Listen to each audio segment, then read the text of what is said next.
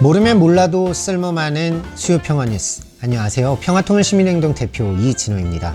오늘은 기만적으로 연장한 한일 군사정보보호협정에 대해서 이야기를 해보려고 하는데요. 문재인 정권 12월 일본과 수출 규제를 풀기 위한 논의를 한다는 조건으로 11월 22일 한일 군사정보보호협정 종료 유예를 발표했습니다.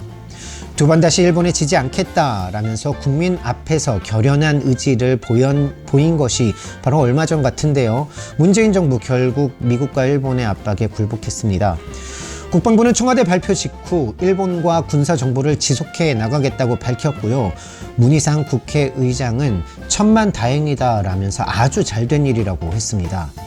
발표 당일 청와대 관계자는 국익 우선 외교를 지향한다면서 과거사는 과거사대로 외교적 노력을 하고 안보를 포함한 실질적 분야는 미래지향적 협력을 강화하겠다라고 했습니다.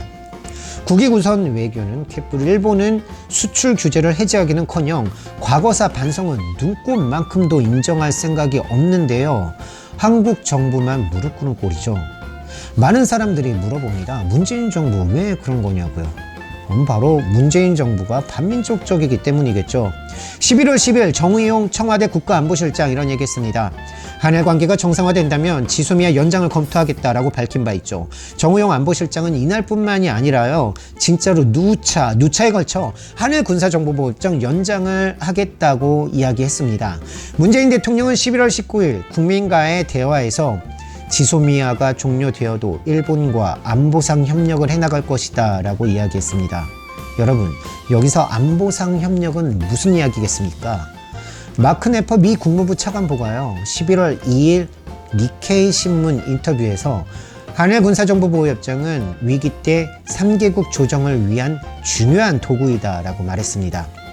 여기서 위기란 한반도 위기를 말하는 거겠죠. 어디를 상정하고 생기는 위기겠습니까? 바로 북한이겠죠. 2016년 11월 23일 박근혜 퇴진 촛불 와중에 당시 국무총리 황교안과 외교부 장관 윤병세 북한의 핵과 미사일 정보를 일본과 공유하겠다며 부랴부랴 체결한 것이 한일 군사정보보호협정입니다.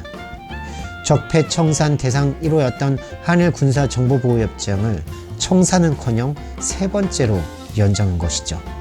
문재인 대통령 지난 2012년에 세상에 영토 분쟁을 일으키고 있는 상대에게 군사 비밀 정보를 제공하겠다. 그런 얼빠진 나라가 있겠습니까? 라고 했는데요. 그렇습니다. 우리가 얼빠진 나라가 되어버렸습니다. 작년 10월 말 강제징용 노동자에 대해 일본 기업이 보상을 해야 한다는 한국 대법원의 판결에 반발해서 일본이 수출 규제를 시작했습니다. 한국 정부는 대법 판결에도 어긋나는 1+1+, 알파 안을 내놓고 그것도 일본이 받아들이지 않자 일본과 안보 협력을 할 수 없다면서 8월 말 한일 군사정보보호협정을 종료했습니다. 하지만 북한을 적대하기 위한 한일 군사동맹이 더 중요했던 문재인 정부, 굴욕적으로 한일 군사정보보호협정을 다시 연장했습니다. 이 한일 군사정보보호협정은 앞으로 한반도 평화체제 구축을 위한 협상에 아주 큰 방해물이 될 것입니다.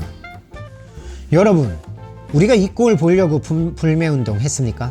이러려고 촛불을 들었나요? 문재인 정권은 한미일 군사동맹을 위해 민족의 평화를 내던졌습니다.